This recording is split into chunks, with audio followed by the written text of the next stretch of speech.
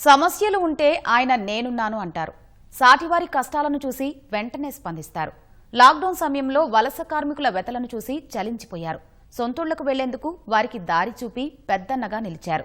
తాజాగా చిత్తూరు రైతు ఇంటికి ట్రాక్టర్ పంపి తన సేవా హృదయానికి హద్దులు లేవంటూ అందర్నీ ఆశ్చర్యపరిచారు.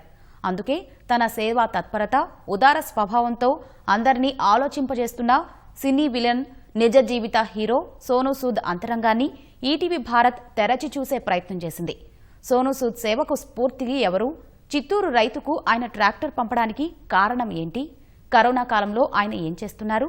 సోనూ నటించే కొత్త సినిమాలేంటి? ఇలాంటి ఆసక్తికర విషయాలను సోనూ సూద్ ముఖాముఖి ద్వారా చూద్దాం.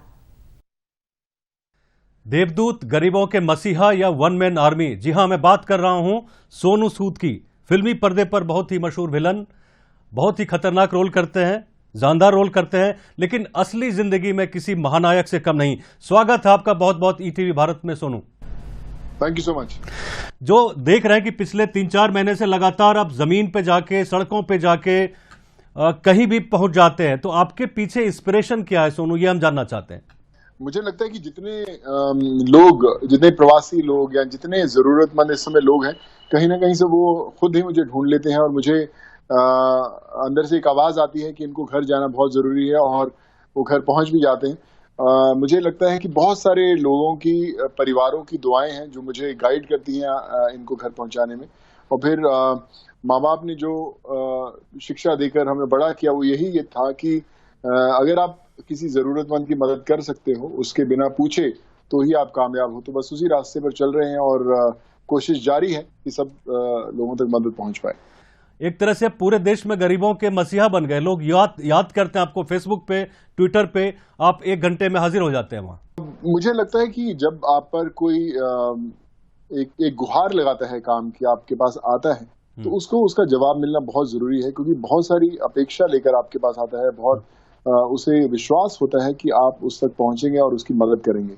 तो इसलिए पहुंचना बहुत जरूरी है। मैं कोशिश करता हूं कि हर किसी तक पहुंच पाऊं। बहुत लोग मिस भी हो जाते होंगे, बहुत लोगों तक पहुंच भी नहीं पाता हूंगा, लेकिन कोशिश यही रहती है कि सब लोगों तक पहुंचकर उन्हें उनकी मंजिल तक पहुंचाया जाए या जो भी उन्हें प्रॉब्लम है उनको सॉल्व किया जाए। तो इसलिए मुझे लगता है कि ऊपर में कोई भगवान की कोई फोर्स है, कोई जुनून है उनका दिया हुआ, जो मुझे हमेशा आगे रखता है। सोनू भाई, ये चीज मुझे याद है कि आप पंजाब से आते हैं, आपके पिताजी लंगर भी चलाते हैं। कहीं ये पंजाब का संस्कार तो नहीं है, जो सेवा है, एक जो भाव रहता है दिल में, एक पंजाब में वो खुद ही जागृत हो जाता है कि लोगों की सेवा हमें करनी है, चाहे मैं दुख में रहूं लेकिन लोगों की सेवा करनी है।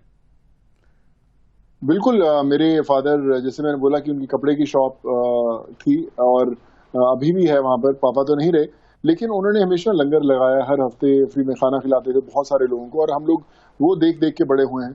मदर पढ़ाते रहते थे बच्चों को, वो देखकर बड़े हुए हैं, और वो जो प्रेरणा उनसे मिलती रही। आंध्र प्रदेश में यहाँ की जो स्थिति थी, उसमें 2 लड़कियां हल खींच रही थी, और जो स्थिति थी उसको देख के पूरे देश में एक संदेश गया कि अपने देश में हो क्या रहा है। फिर अचानक ही आपका मैसेज आता है कि नहीं, हम आपको पहले बैल देंगे, फिर बाद में पता चला कि अब ट्रैक्टर दे रहे हैं। बिल्कुल। मुझे भी बड़ा विचलित किया था उस वीडियो ने, और मुझे लगा कि ये उसके 2 ही तरीके होते हैं। या तो मैं उस पर अफसोस बनाऊं कि बहुत बुरा लग रहा है, देश का क्या हो रहा है, और फिर मैं अपनी जिंदगी में वापस व्यस्त हो जाऊं, या मैं उसका हल ढूंढूं। मैंने उसका हल ढूंढा। मैंने रात को जो नागेश्वर राव है फार्मर, उसको फोन किया 10 बजे और उनसे बात किया कि आपका कहाँ पे है, तो पता लगा बहुत इंटीरियर्स में है उनका, कहीं गाँव चित्तूर में।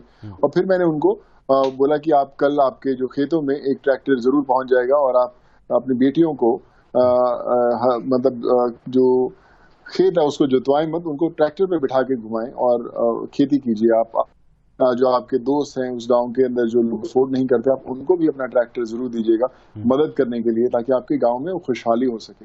अफसोस करना बहुत इजी है, सबके लिए इजी है। हम लोग हर रोज वीडियोस देखते हैं जो हमें विचलित करते हैं, हम अब थोड़ा अफसोस करते हैं, उस पर डिस्कशन करते हैं और आगे अपनी जिंदगी में व्यस्त हो जाते हैं। तो मुझे लगता है कि ये शायद एक मैसेज होगा सबको कि ये जिंदगी में व्यस्त होने का समय नहीं है, वो काम छोड़कर उस चीज का हल ढूंढने का समय है।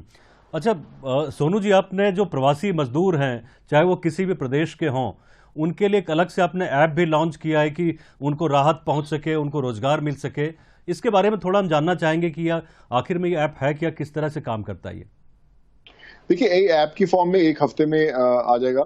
और अभी ये एक प्लेटफॉर्म है जिसपे आप नंबर डायल करेंगे तो हम आपसे जुड़ जाएंगे। हमारा जो सहायक है वो आपसे बात करेगा, आपकी पूरी डिटेल लेगा कि आप क्या करते हैं, कारपेंटर हैं, प्लम्बर हैं, इलेक्ट्रिशियन हैं, किस शहर में रहते हैं, किस शहर में जाना चाहते हैं, किस तरह का जॉब चाहते हैं। फिर हमने बहुत सारे एनजीओ, बहुत सारे कॉर्पोरेट्स, बहुत सारी कंपनीज के साथ टाई अप किया कि जिन जिनको इन माइग्रेंट्स की, प्रवासियों की blue collar job, white collar job की जरूरत होगी, हम लोगों उनको मैप करेंगे कि अगर एक इंसान मुंबई में रहता है और उसको इस तरह का कोई काम करने वाला चाहिए, वो हो सकता है वो उड़ीसा में हो सकता है वो आंध्रा में हो सकता है तेलंगाना में हो, तो हम उसको ढूंढ के या तो हम उसको उस लायक बनाएंगे कि अगर उसको सिर्फ टेबल बनाना आता है तो कुर्सी बनाना भी सीखे, वो भी हम सिखाएं। चाहे वो स्टिचिंग की बात हो, चाहे वो प्लम्बिंग की बात हो, हम उसे ट्रेन करेंगे अगर वो अपने आप को अपस्किल करना चाहते। तो वो एक ऐसा प्लेटफॉर्म जहाँ पे एम्प्लॉयज और एम्प्लॉयर्स दोनों होंगे और आप सिर्फ एक नंबर डायल करेंगे और आपको आपके मतलब का जो इंसान है वो मिल जाएगा। देखता हूँ कि ट्विटर पे भी एक अच्छी खासी आर्मी है जो सोनू सूद के खिलाफ काम करती है। आप जब कुछ डालते हैं तो उसके खिलाफ लोग लिखते हैं। किस तरह के लोग हैं? कभी उनसे बातचीत आपकी हुई, कभी राब्ता हुआ कि भाई हम अच्छा काम कर रहे हैं तो आपको बुरा क्यों लग रहा है? देखिए सर, कोई फर्क नहीं पड़ता। मैं इग्नोर ही करता हूँ, मैं तो देखता ही नहीं। अगर आप जब आप जंग के मैदान में उतरते हैं तो फिर आपको सोचना नहीं चाहिए कि गोलियां किधर से आएंगी। आने दो लोगों, आपको खुद को उनसे बचाना है और जंग जीतनी है। जब भी किसी ने काम किया है, ये तो इतिहास इस बात का गवाह है कि लोग उंगली उठाने वाले जरूर मिले हैं। तो कोई फर्क नहीं पड़ता। अगर आप जितने बोलते हैं कि आपसे जेलस करने वाले लोग बढ़ेंगे तो समझो आप जिंदगी में उतनी ही तरक्की कर रहे हो। अगर आपसे कोई जेलस नहीं है तो आप जिंदगी में कुछ नहीं कर रहे हो। मैं ये मानकर चलता हूँ। सोनू भाई, ये आपसे जानना चाहते हैं कि लॉकडाउन की स्थिति है, किस तरह की फिल्में आ रही हैं आपकी? किन फिल्मों में काम कर पाए, या पूरी तरह से लॉकडाउन में कुछ सारी एक्टिविटी ठप पड़ गई हैं? देखिए, फिल्मों की शूटिंग नहीं हो रही है, एड्स वैड्स की शूटिंग हो रही है, फिल्मों की प्लानिंग हो रही है, स्क्रिप्ट्स पढ़े जा रहे हैं, प्रोडक्शन की तैयारियां हो रही हैं। लोग ऐसा सोच रहे हैं कि सितंबर में, अक्टूबर में शूटिंग शुरू होंगी, वापस थोड़ा सा समय वापस नॉर्मल होगा। और उसी की सब लोग तैयारी कर रहे हैं कि जल्द से जल्द सब नॉर्मल हो, हम लोग वापस काम पे जाएं, सब लोगों को काम मिल सके, इंडस्ट्री के जूनियर आर्टिस्ट हो, लाइटमैन हो, स्पॉट बॉयज हो, सब लोग व्यस्त हो सके और उनकी जो जिंदगी है वापस सही ढंग से शुरू हो सके, उसी की कोशिश में लगे हुए हैं। अच्छा, कोई बड़े बैनर की फिल्म आ रही हो जो ऑलरेडी निर्माणाधीन हो, ऑलरेडी वो बन रही हो, इस तरह की कोई फिल्म जिसका आप जिक्र करना चाहेंगे? मैं देखिए यशराज की फिल्म कर रहा हूँ, पृथ्वीराज, मैं और अक्षय हैं उसमें। ऑलरेडी उसका एक लास्ट शेड्यूल बचा हुआ था। हाँ। तेलुगु में मैं चिरंजीवी गारू के साथ फिल्म कर रहा हूँ, आचार्य, उसकी शूटिंग चालू है। शिवा सर है डायरेक्टर उसके। एक श्रीनिवास जो सीनू है कंदरीगा वाले, उनकी एक फिल्म चालू है जो खत्म होने बेलमकुंडा, सुरेश है उसके प्रोड्यूसर। तो फिल्में तो बहुत आ रही है, नई भी बहुत सारी फिल्में आई हैं मेरे पास। अभी मैं स्क्रिप्ट पढ़ नहीं पाया क्योंकि समय नहीं मिलता मुझे, लेकिन रोल्स में बदलाव आया है, लोगों की अप्रोच में बदलाव आया है, और जो आगे वाली फिल्में आएंगी उसके अंदर एक नया बदलाव आएगा। अच्छा, इस कोरोना काल में आपका एक्सरसाइज और बच्चे की पढ़ाई कैसे चल रही है? अच्छा, और अगर बच्चे तो लगे हुए हैं ऑनलाइन क्लासेस में, एक्सरसाइज मैं कर रहा हूँ। अभी मैंने एक्सरसाइज खत्म करके ही मैं आपके बात करने में आया, लेकिन मैं निकाल लेता हूँ, आधा पौना घंटा जरूर निकालता हूँ, ताकि मैक्सिमम टाइम मैं बाहर रहता हूँ। मैक्सिमम टाइम बाहर रहते हैं काम के लिए, बट एक्सरसाइज भी कर ही लेता हूँ मैं।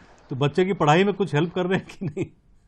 वो आजकल बच्चे हमसे ज्यादा स्मार्ट है सर। ऑनलाइन क्लासेस होती हैं, टीचर से कैसे बातचीत करनी है, क्या करना है, तो वो करते हैं। पर अगर उनसे मेरे से कुछ सवाल पूछे तो मैं उनकी जरूर हेल्प करता हूँ।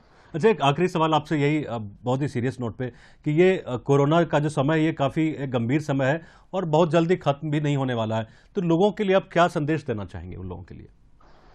देखिए, मैं सबसे यही कहना चाहूंगा कि ये समय हमको और मजबूत बनाएगा। लोग बोलते हैं कि यार पता नहीं क्या होगा, दुनिया खत्म हो जाएगी, कुछ नहीं होगा। मैं कहता हूँ ये दुनिया और बेहतर होगी। लोग जो इतने महीने कुछ काम नहीं कर पाए, उनके अंदर एक अलग जोश होगा, एक जुनून होगा बाहर निकल के और करने का, कि जो हमने समय खोया है, 4-6 महीने खोए हैं, हम वापस इसको कैसे लेकर आए। तो आप थोड़ा सा धैर्य रखिए, कुछ ना कुछ करते रहिए, व्यस्त रखिए अपने आप को। आपके लिए नहीं, पूरी दुनिया में सबके लिए मुश्किल समय है। सब लोग जूझ रहे हैं, रेंटर्स की प्रॉब्लम है, जॉब्स की प्रॉब्लम है, लेकिन आप जो आपने कभी नहीं जिंदगी में किया वो करने की कोशिश कीजिए। एक ऐसा, अगर आप जॉब करते थे और आपका जॉब निकल गया, कुछ ऑनलाइन करने की कोशिश कीजिए, कुछ नया डिस्कवर करने की कोशिश कीजिए, अपने खर्चे कम कर दीजिए, कुछ ना कुछ इस तरह के कीजिए ताकि आप सर्वाइव हो सके। लेकिन जब ये समय खत्म होने के बाद वापस शुरू होगा, मैं आपको वादा करता हूँ कि ये पहले से बेहतर समय होगा।